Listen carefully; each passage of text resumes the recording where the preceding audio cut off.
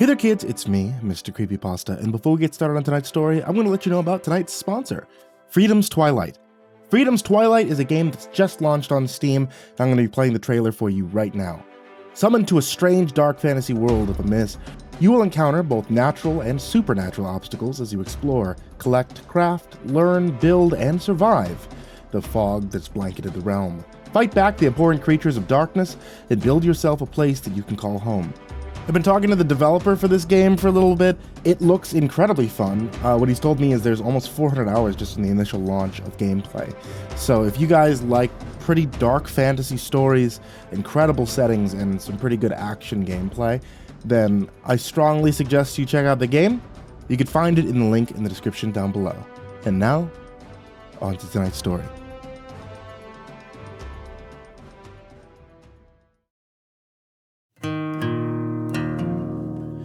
Johnny Masterson stalked up the stairs at the Basilica. He had arrived back at Ostia Antica only yesterday.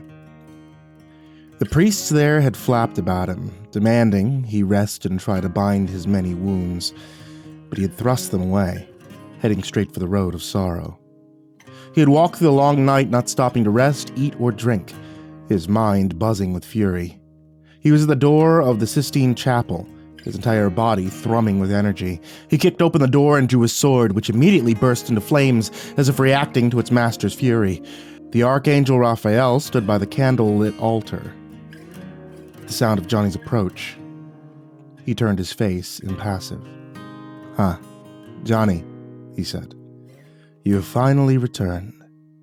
At the sound of the angel's voice, Johnny howled and charged. Raphael, taken completely off guard, stumbled backwards, losing his balance, but only for a second.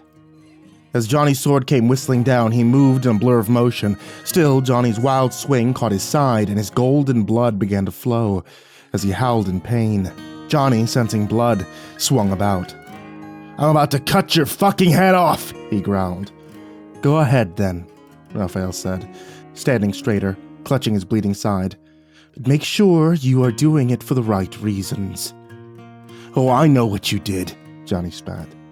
The seed of doubt had already been sown in his mind, and he stayed his hand for now. "You made a deal with the other side. You betrayed God and all of mankind. You made a deal with the devil." "Actually, I didn't," Raphael replied, keeping a wary eye on Johnny's sword hand. "Nothing so grand. Not the devil, but a demon. A crown prince of hell, actually." "You admit it, then," Johnny growled. His rage bubbled back to the surface. "I do, but you have to ask yourself why I did it. Have you ever stopped to think that, or are you too consumed with your own petulant rage? Be careful, Raphael. Be very careful how you speak to me right now. Explain this to me and make it quick." Suddenly, the angel's eyes burned with rage, and quick as lightning, he grabbed the blade of Johnny's sword, which shattered into 100 pieces before backhanding him savagely across the face, sending him flying across the room in an explosion of splintered pews and hot wax candles. Instantly, the angel was upon him, grabbing him up by the throat, his legs kicking as he choked and gagged. "I should kill you now," Raphael hissed, rubbing his own blood across Johnny's face. "But even in heaven, you are protected. God himself has put you under his protection. I've asked for your death many times, Johnny. You're arrogant, petulant, and worst of all, disobedient. But he tells me be patient with you. He demands that you live, and so," he said, dumping Johnny unceremoniously onto the hard stone floor, "your life is yours, for now. I've never disobeyed my God, Johnny, not in an eternity of lifetimes. But if you ever bleed me again, I shall rip you apart, and consequence be damned. God be damned. Now get up and listen to what I have to tell you, for I keep his precepts and hold my feet from every evil way, in order to keep thy word. I do not turn aside from thy ordinance," Johnny finished for him, and he stood straight, massaging his bruised and battered throat. "Very good, Johnny. Now take a seat," the angel said, straightening a nearby pew. Johnny did as he was bid and turned to face the waiting angel, who sighed, knowing he still had much explaining to do. "We are losing this war. The whole world belongs to Hell's Legion. Oh yes, we are taking it back one scrap of land at a time, but it's a mere drop in a vast ocean of shit. What we need is an ace in the hole, a trump card. We are playing a game, Johnny. A huge hand of poker for the entire world, perhaps even for the realms both above and below it. We need power, and I know where to get it, or at least I know someone who claims to know." "Cut the crap, Raphael, and get to the point." "Very well," Raphael replied. "You're going on a quest. A quest far from here, just like Arthur and the Knights of the Round Table." "Quest for what?" Johnny asked. "The Spear of Destiny." The angel smiled, bathing Johnny in a warm glow. "The very spear that pierced Christ's side. But first, you're going to Demon Land to meet a crown prince of Hell."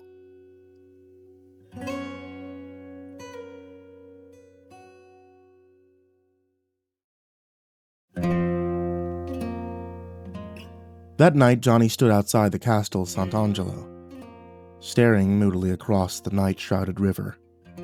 He walked down the Via della Conciliazione, what was left of it, anyway. The place had once been a thriving, bustling street, a tourist hotbed built between 1936 and 1950. It connected St. Peter's Square to the Castel Sant'Angelo. Now it lay in ruin, its fine shops and elegant cafes nothing more than burnt-out, empty shells, haunted by the night winds and the souls of the lost.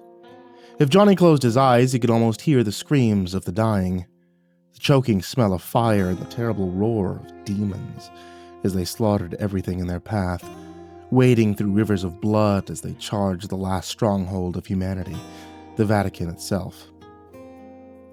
Johnny had forgotten many things in his life. Some he had even purposefully blanked from his mind. Yet he remembered every moment of that day. How he stood in St. Peter's Square, a mere man amongst angels with flaming swords, watching in terror as the hordes of hell scrambled and scuttled towards them, yet holding fast, shallowing his fear, determined to do his duty. The first wave had hit the narrow entryway to St. Peter's in a mass of whirling claws and chomping teeth, only to be sent reeling back as their vile bodies burst into flames, consumed by holy fire. Screaming, they had turned back, fleeing into their massed ranks, spreading the fire that jumped from demon to demon with terrifying speed. The angels, sensing the turning tide, charged the word of God upon their lips. They cut into the howling ranks, cutting them down with their flaming swords, Johnny amongst them, his silver sword flashing.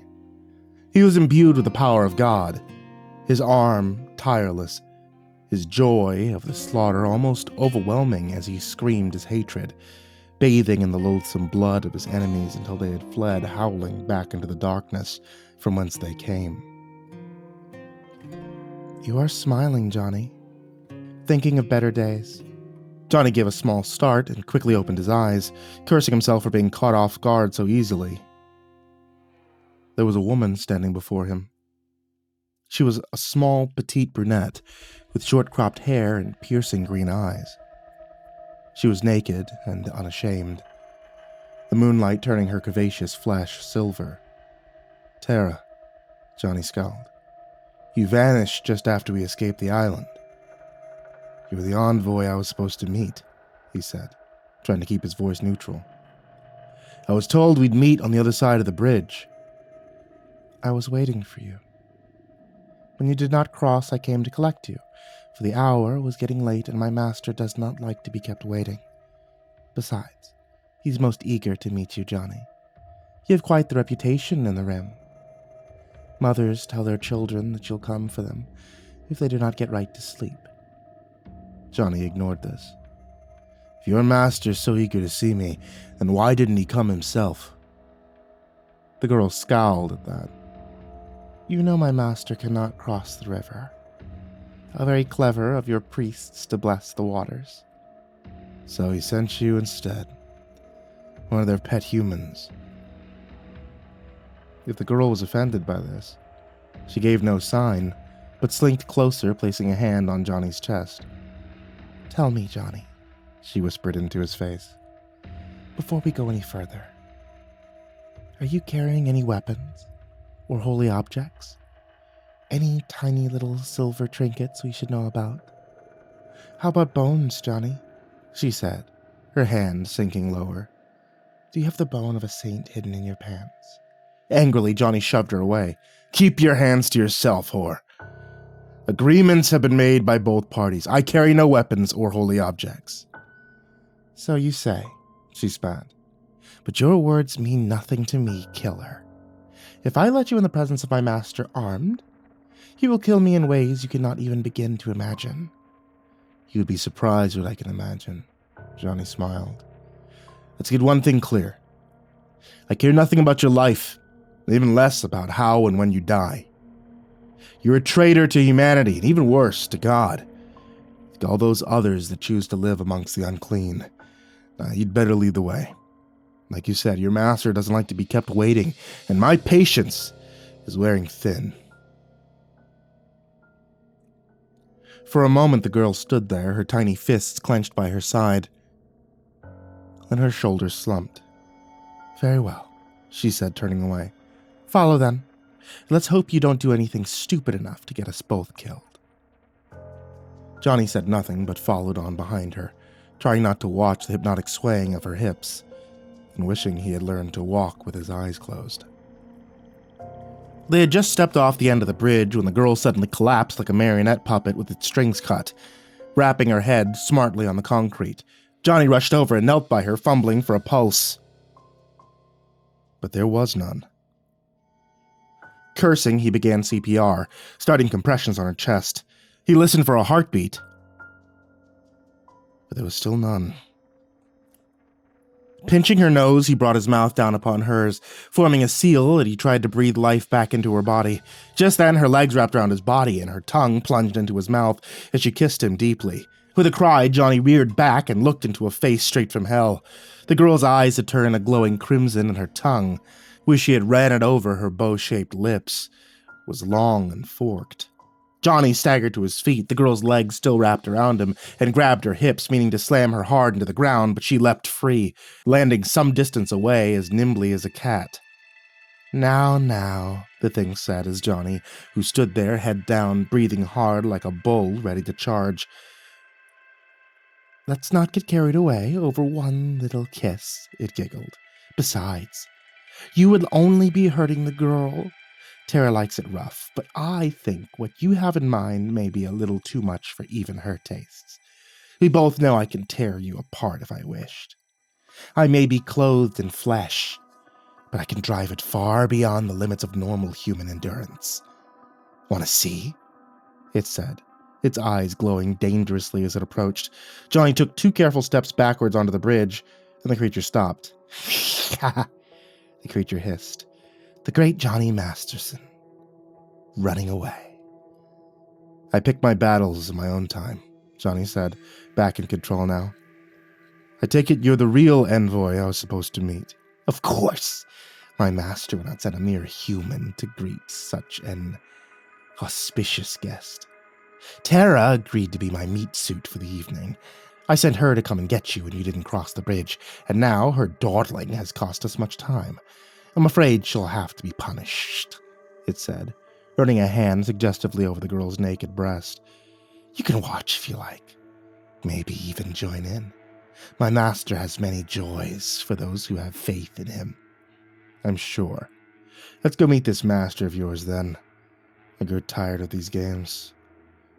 Just one thing before we go, Johnny said, stepping off the bridge. You know my name.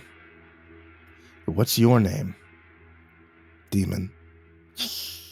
I don't think so, Johnny. Words have power, as you well know. I'll tell you nothing. But if you must give me a name, you can call me Jesus. Fuck you. We'll see who fucks whom before the night's through, the creature snarled. But if you insist, you can call me by the girl's name, Tara. One name is as good as the next, but for now, best be on our way.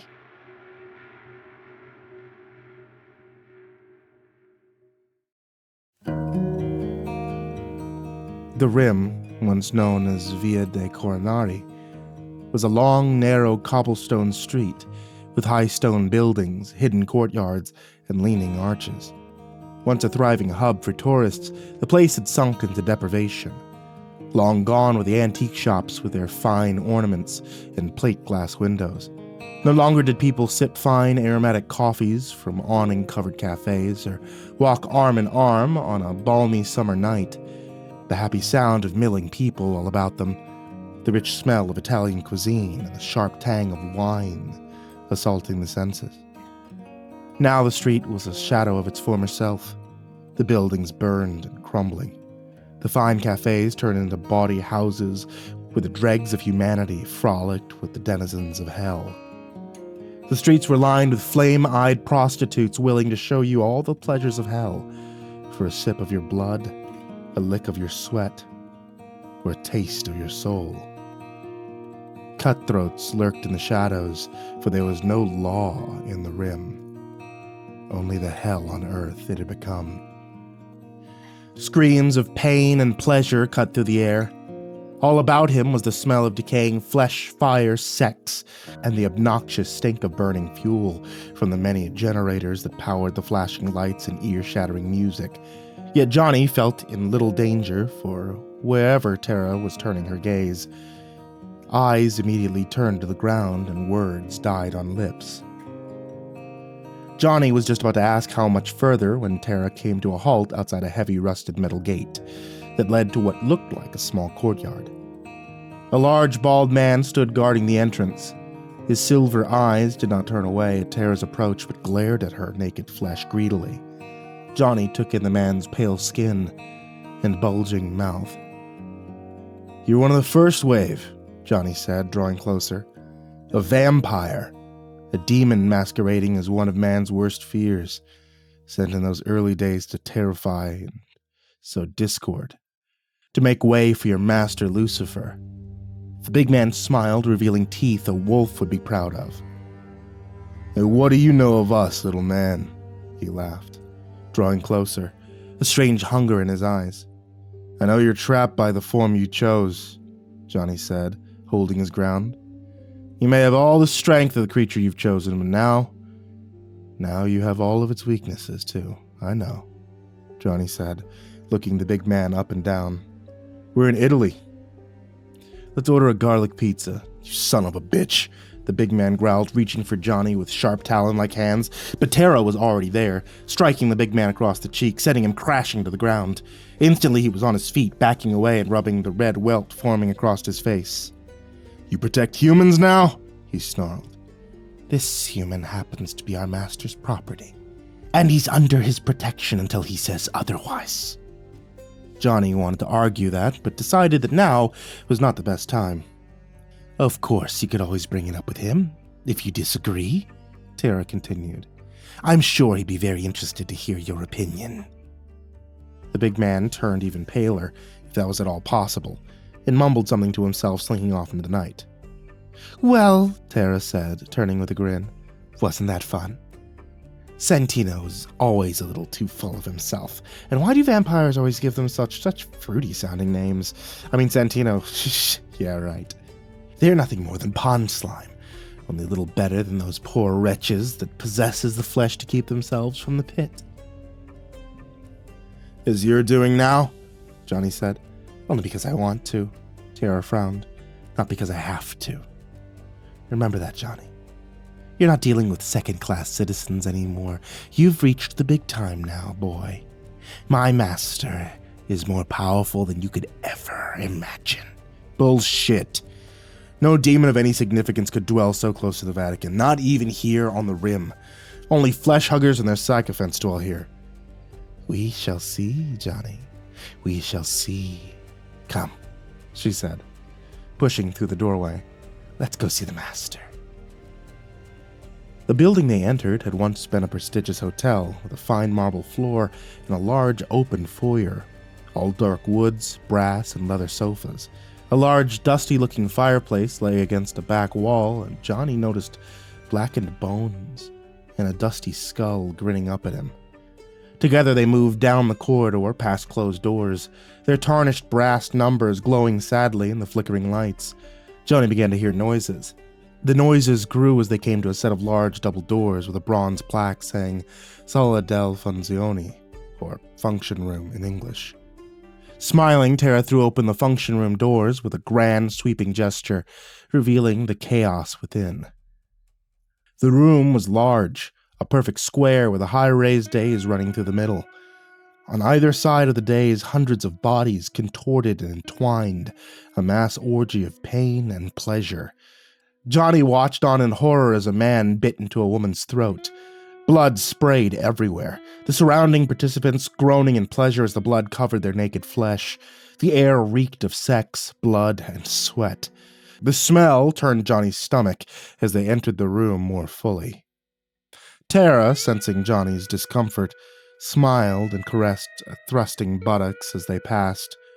At her touch, the squirming bodies moved to one side, and Johnny realized in horror that they were not dealing with a group of lust-crazed individuals, but with one writhing mass of fused flesh and bone. "Good God," he groaned. "What have you done?" "We have done nothing," Tara said, climbing onto the dais. "They are victims of their own sin." "And what sin would that be?" Johnny said, following on behind her. "Trusting demons?" "No!" a voice exclaimed from the back of the room. "Their sin is lust, Johnny."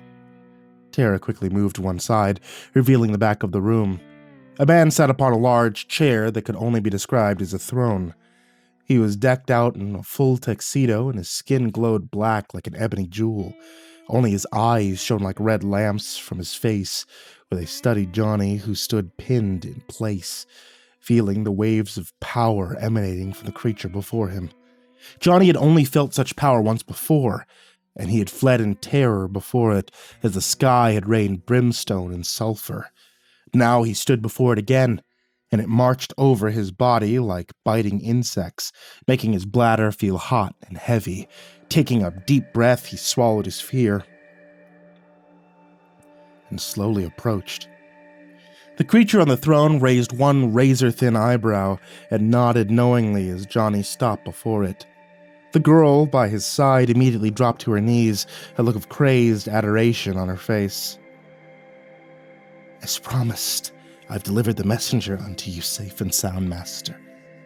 The thing on the throne ignored the girl and leaned forward, its face almost touching Johnny's chest as it breathed him in.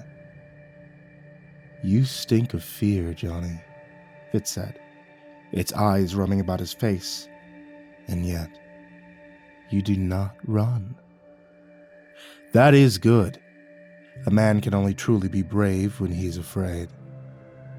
You," it said, turning to the kneeling girl, "take Tara back to her room and then find yourself another flesh to inhabit. Tell the girl to stay there until I call for her." "Yes, master," it replied, and quickly moved away. "Alone at last, eh? Better that way, we have much to discuss." Johnny said nothing, but looked about him at the withering figures below. "Them?" the creature laughed. "I suppose you are right, they do make quite the noise, don't they?" That said, the creature clicked his fingers, and the whole writhing mass was suddenly enveloped in searing flame. They had one instant to let out a scream of anguish, but they are nothing more than smoking ash. Johnny was silent, his face impassive. If he showed remorse or anger, the demon would only taunt him with it. They were creatures of pure evil, the abominations in the eyes of God, and fed upon man's misery and disgust. He would give the creature nothing. He had been ordered here by Raphael to find out what this creature knew of the spear and its whereabouts. He intended to do just that, then hurry back to the safety of the Vatican. He felt helpless, almost naked, without his weapons, and completely at the mercy of the creature before him. Only Raphael's absolute reassurance that he would not be harmed in any way, and his own morbid curiosity had convinced him to come in the first place. "What are you thinking, Johnny?" the creature asked, leaning back into its throne. "I want to know who you are, and how a creature obviously as powerful as yourself could reside so close to the seat of God." "The seat of God? Is that what you call that Boy Scout club of yours? If the Vatican was a seat, God would be shitting on it. Tell me, how long do you people think you can survive in there? A year? Maybe 2? If disease doesn't get you, famine will." "We've managed this long," Johnny shrugged. "But you did not answer my question." "What question was that?" "You asked too." "Your name. Tell me your name." "And what would you do with that?" "You can't exercise me like the rest, Johnny. The flesh you see before you is my own. Even the scars on my neck where my wings were torn from me by my own brothers just before they cast me into the pit." "Your wings?" Johnny gasped. "Who are you?" "My name is Asmodeus, mortal. I was once an angel. Raphael and I were brothers before I was cast down. Now I am one of the 7-crowned princes of hell." "Lust," Johnny gasped, it all falling into place. The naked girl, the withering mass of naked biting flesh. "You're the master of lust." "Very good, Johnny. Get a gold star. Go to the front of the class."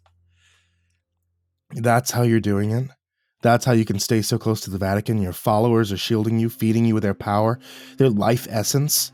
"Yeah, you could say I'm fucking them to death."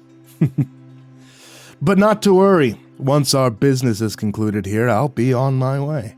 I am needed elsewhere and still have much to do." "And what is our business?" Johnny asked, his head reeling. "Have a seat, Johnny," Asmodeus said. Once again, he clicked his fingers and a small wooden chair appeared directly behind Johnny. Johnny took the offered seat and said nothing, waiting for the demon to begin. "So tell me, Johnny. Tell me what my brother Raphael has told you." "Not much," he said with a shrug. "Why don't you tell me what you know first, then we can go from here." Asmodeus shook his head sadly. "So untrusting. Don't you know we are to be allies in this venture?" "Sure. You go first, ally." The demon laughed uproariously and clapped his knee. "I see why my brother likes you. You have spirit. I have made saints and angels piss their pants, and there you sit asking questions, barking commands. All right, I'll humor you then. My brother's told me he wishes to acquire the Spear of Destiny to strengthen his power and to protect your people. The only thing he does not know is where it is. I, however, do. And so, he sent you to retrieve the information for him, sent a mortal to travel where he dare not." "And why would you give him this information?" Johnny asked. "Why would a demon, a crown prince of hell no less, and a sworn enemy of heaven help an angel? I'm not helping him. I'm helping you. Me. Why would you help me? Not just you, Johnny, but your kind, humanity. And why would you do that?" "I have my reasons." Asmodeus waved the question away. "My reasons are my own. Agreements have been made and a bargain struck. The spear you seek is in England. Well, what's left of it anyway?" "Where?" Johnny asked, leaning eagerly forward despite himself. "Where is the spear that struck the side of Christ?" At the name Christ, the demon winced and shifted nervously. Be careful how you use such words of power, Johnny. Such names should not be uttered with such casual ease. But in answer to your question, Cornwall. The spear is in Cornwall, in Mavagezi to be precise. At the name of the village, Johnny's face grew pale, and his eyes glazed as images of fire and death flitted through his mind. Ah, I see you remember Cornwall well, Asmodeus chuckled. I believe you met my brother Mammon there, right at the beginning before the true fun began. He wiped out an entire village just to get your attention. The people died there most horribly. Again, images rocketed through Johnny's mind. A quayside, the roaring sea, a pile of bodies, the missing villagers, hundreds of them, thousands of them, piled up into a rotting mountain of flesh. Sat atop a small girl, a girl who grew into a raging inferno with black wings. Its breath was a sulfur stink, and it screamed its message and vile threats after a fleeing Johnny. Threats that all came true as humanity fell under the onslaught of hell. Why there? Johnny asked, pulling himself from the past. Why that godforsaken place? It has always been there, Asmodeus replied. It was taken there by two little-known Irish saints, Saint Meva, Saint Izzy, for which the village is named, placed upon a high shelf inside a tidal cave. Still rests there to this very day. Thousands, nay, millions have walked above it, never knowing a true relic of Christendom lay just beneath their feet. So where's the cave? Johnny asked, eager now. But Asmodeus only shook his head mockingly. Oh, I don't think so. You'll only get the last part of the puzzle when you reach Mavagezi. For now, you have enough to get started. Wait! Johnny was just about to question the demon further when Asmodeus quickly rose to his feet. Get yourself gone from here, Johnny, he said, turning his back, and tell my brother all that I've told you. Take the rest of your insufferable questions to him. He'll give you the answers you seek now. Farewell. And just like that, he vanished into the shadows. For a moment, only his glowing eyes remained. And then, he was gone. The long walk back was uneventful. The sky was starting to lighten now, and most of the denizens of the Rim had withdrawn to their hovels, or whatever nefarious place they called home. A few stragglers remained, but they gave Johnny no trouble. He passed through, not really seeing them, as he walked on, his mind reeling with all he had learned until he walked over the flowing waters of the Tiber and back into the land of God. The next day, Johnny was standing in the doorway of the Pope's study, deep inside the apostolic palace. At first, he had returned to the Sistine Chapel, but Raphael was no longer there. Funny how dismal the place looked now that the angels had departed. Johnny looked up at the ceiling, at the faces of the angels looking down upon him. Compared to the real thing, they were the scribblings of a child, and held no fascination for him anymore. Quickly, he hurried on, wondering where to look next. He was just about to question a passing cardinal, all dressed in red and puffed up with his own importance, when a small white feather drifted down from the ceiling and hovered before Johnny's eyes. Johnny reached out to touch it, but the feather drifted away to his right. When he did not follow, it floated back and brushed his face. Instantly, the smell of vanilla and cinnamon filled his nostrils, followed by a flash of Raphael's smiling face in his mind. He blinked, and the image was gone. Yet the message was understood. He turned and followed the feather towards the apostolic palace. Now he was here, and so was the angel, sat behind the Pope's large, ornate, carved desk, looking at him with questioning eyes. Do come in, Johnny, and have a seat, he said, gesturing to a simple wooden chair on the opposite side of the desk. I am eager to hear all you have learned.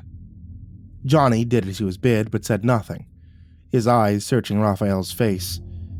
As for the angel, he leaned back in his chair, a small smile on his lips, and Johnny understood that he had infinite patience. Would happily sit there, with that shade-eating grin on his face, until hell froze over if that was the way Johnny wanted to play it. "All right," Johnny said, losing patience. "I want to know what's going on here. Why are we consorting with demons now? And not just any demon, but the Crown Prince of Hell, no less. Right here on our own doorstep. I want some answers, Raphael, and I want them now." "Told you who he was, did he? And after I gave him strict instructions not to. Well, that's demons for you. Always playing their silly games." "And what games are you playing?" Johnny asked, leaning closer. "I want some answers before this goes any further." "First, tell me," Raphael said, standing and starting to pace about the room. "What did the demon tell you?" "He told me that the spear was in Cornwall, in a cave beneath the village of Mavagizzy." "What cave? Where is its exact location?" "He wouldn't say. He told me that was enough information to be going on with, and we'd learn more when we get to the village." "Learn more," Raphael said, stopping his pacing and drawing closer to Johnny. "And how are we supposed to do that?" "I have no idea. That's all that he would say on the matter. Now, I have some questions of my own."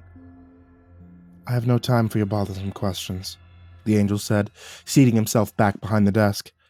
"I have preparations to make for your immediate departure to Ostia Antica, and from there, by sea to Cornwall. Go get some rest, a good meal, gather your equipment. You'll be on the road of sorrow by first light tomorrow morning. Goodbye, Johnny." "No! I'm going nowhere until you answer my questions." Immediately, the angel was on his feet, his wings spread, hands slamming on the table, his blue eyes blazing as he loomed above Johnny. Johnny also jumped to his feet, leaning aggressively forward until their noses were almost touching. "I told you I'm not going anywhere, you son of a bitch. You can kill me, banish me, do whatever the hell you please, but you can't make me go. God gave us something you don't have, free will, and I'm telling you, unless you tell me what the fuck is going on between you and the godforsaken black-hearted bastard demon, that I'm not stepping 1 foot outside the walls of the Vatican." For a moment, the angel seemed to grow bigger, the muscles in his arms bunching, and Johnny was sure his time had come. But then Raphael let out a shuddering sigh, and suddenly dropped back down into his chair, rubbing the sides of his head like he was in the grip of some terrible migraine. "You vex me, Johnny. You vex me a lot.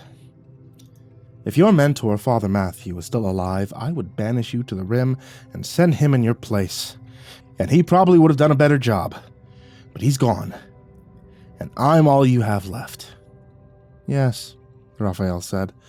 "Unfortunately, you are." "So tell me," Johnny said, "what's going on between you and this demon, and why are we making deals with devils?" "Devils indeed. Or, in this case, just one. Lucifer." "I'm not talking about Lucifer. I'm talking about Asmodeus." But Raphael held up a restraining hand. "You wanted answers, then you'll close your mouth and listen, for he who has the wisdom to keep silent will inherit the wisdom of ages. Lucifer. Did you ever wonder where he is?" When Johnny did not answer, the angel went on. "Where he is in all this, in all the battles you fought. Did you ever see him leading the hordes of hell?" "No, you didn't. And do you know why?" "You did not see him because he was not there. Everything was going according to plan. The gates of hell had opened. As it is written by Revelations, the hordes of hell invaded the earth. Gabriel blew his trumpet, and the dead rose. All was going according to plan, except the Lord of Hell never showed up. Lucifer himself, missing from the final confrontation. MIA, Johnny. He fucked up the entire prophecy, and so it was left to his lieutenants to take over, 7 of them. The 7 crowned princes of hell to lead the charge, but with Lucifer missing, The prophecy could not be fulfilled. We fought ourselves to a bloody stalemate, and now we wait here in this purgatory for someone to take action, and that's what I'm trying to do. I want to end this conflict once and for all, and with the spear, I can do it. The princes are impervious to any kind of weapon, and even I cannot destroy them alone. But if I have the spear anointed with the blood of Christ, the blood of God made flesh, then I could destroy them once and for all, and not just for us, but for you, Johnny, for all of mankind. You will be able to take back your world and rebuild it, learn from the past mistakes, make a new Eden for yourselves, but only if you help me. Will you? Will you help me? Okay, Johnny said, convinced. But I have 2 questions first. Okay.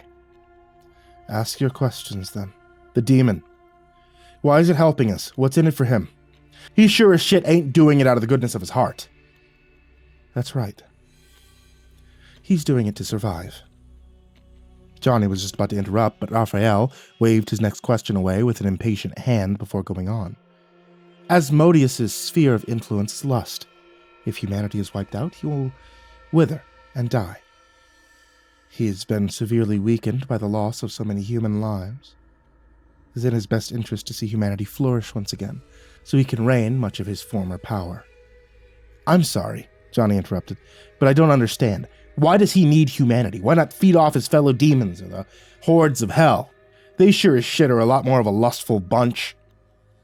Yes, they are, Raphael sighed, seemingly tired now. But it's the wrong kind of lust. Demon lusts after power, blood, pain, but not sex. Oh yes, they'll use it to degrade and manipulate, but in the end, it's a fallacy. All they truly desire is power and blood. Only humans can give Mammon what he needs, what he feeds upon. Without your kind, he starves. And that's why he's helping us. And you trust him? Johnny laughed. No, never. But I trust his motivations and keen sense of self-preservation. Besides, we need all the allies we can muster. The endgame is upon us. The wretched stalemate cannot last. Like all good games, there must be a winner and a loser. Is this all this is to you? Some kind of fucking game? Oh yes, the angel smiled. Yes, indeed, it's a high-stakes poker game, and right now we are bluffing. But the spear, Johnny, the spear could be the ace up our sleeve. Now your questions have been answered. You should get some rest. You're going to need it.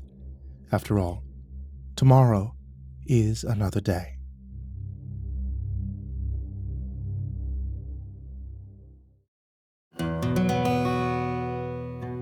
Johnny spent the rest of the day gathering equipment.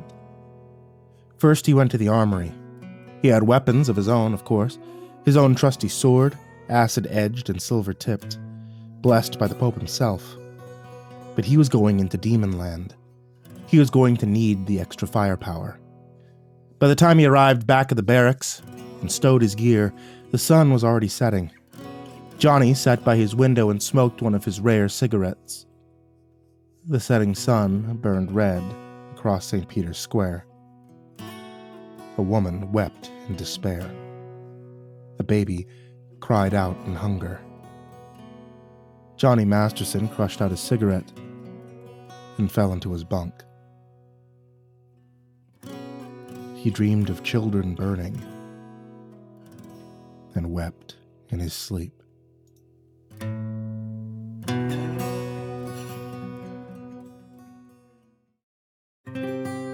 Hey there kids, it's me, MrCreepyPasta, and I want to tell you thanks so much for watching tonight's video or listening to tonight's episode of the podcast.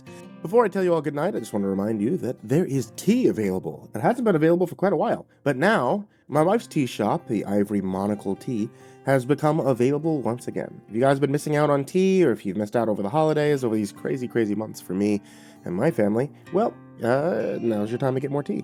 Head over to etsy.com/shop/ivorymonocletea, and you can get your hands on tea from my wife. It's perfect if you guys happen to be living through this winter storm. It's freezing outside, all the trees are frozen over with ice for me, so tea is wonderful this time of year. And hopefully it's wonderful for you once the allergies get started. And as always, I would love to give a big thank you to everyone who's supporting me over on Patreon. You guys are the real MVPs. You guys keep things going, especially while things have been nuts for me over the past couple of months, and things have been getting crazier and crazier as time goes on. You guys are the ones who are keeping me sane, and I mean that with all sincerity, that you guys have helped me immensely. So, in my personal life and my professional life, I want to give a very big thank you to Jordan Alexander Sanchez, Jakob Fenske, Burnett, Kraus, LaQueda, Canizales, MrCreepyPasta, PebisPleaser, Canis, Joseph Calarrudo, BuddhaBee, Dante, Kinkade, Foxhound 803, Mephistopheles, CursepoxPrimarch, Bastion, Beefcake, Jeff the Killer's Cultist, Love You M&M, INSANITYGamerX, Jesus Cornejo, Yarghoul, Clark, kearns, himbojerry, SamaHigh, CrusaderChocobo, Atomaurus, Captain Scurvy, Estabine, Braden Morris, Nate Cull, Our Min Sect Time, Angelus, Seclude, That Creepy Chick, Red Shadow Cat, Xavier and Cheyenne, 6 Gay Rats in a Trench Coat, Turtleman, Cryolinian, Lord Life's Best, Goring Trimagazine, Mr. Marcus Blitz, Michael Limchok, Dirt Diver 030, Matt Bach, Voice of Sand, Shelly J, Ficamel, Deleted Account, Melted Lake, Polly Sue, William King, Sashi Suzaku, Stricken, Freddy Krueger, Happy Birthday Jason Wilson, Lisa Cottrell, Caspian, Hades Nephew, Tater Chip, Acid System, Mog, Kiwi the Sloth, Fester's Lampshade, Nico Kaya, The Ginger Bros, Aaron Stormcrow, Daniel Paulson, and Corey Kenshin. To everyone on this list, everyone in the description, and of course anyone who could support even just $1, thank you all so much for making my life significantly easier with this. And if you guys would like to be able to join any of the names that you see here or down there or anything at all, head over to patreon.com/MrCreepyPasta. And with that, I wish you all a very, very pleasant night and sweet dreams.